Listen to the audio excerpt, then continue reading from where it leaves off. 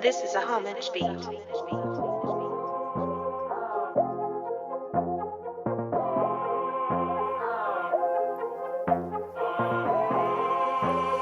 Da li je hejter hajter ili highlighter? Mozak nema svako, ali koristi se baš lako. I zato van duduva nemoj popušiti batko. Ima da kašlješ ko konji, bome da živiš kratko.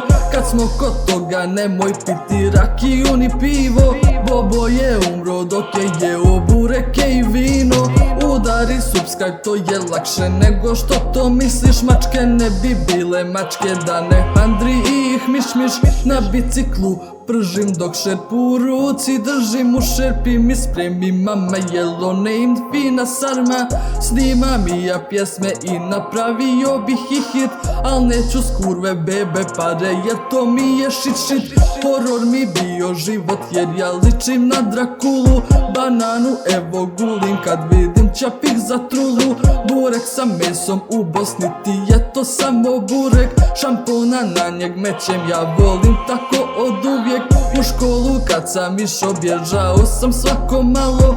Kupio veći orman da bi gaća više stalo. 2, 2, 1, 2, krmačetina pored praščića leži sa flašom piva.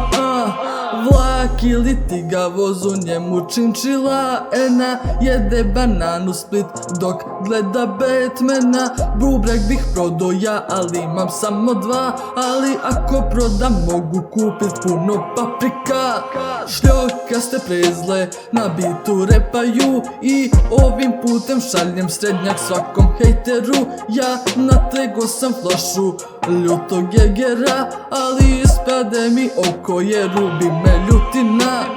Šeto sam gradom kada tamo battle rap o mladinu rimama porazio je djed, tata i mama. I mama i tata, to su ljudi koji imaju mene, sestru, brata. Nisam ja PewDiePie, nisam ni narkoman, a ovo je bila pjesma od vaših riječi, da. I više random riječi ne mogu staviti, zato udari like pa ću drugi dio napraviti, ej.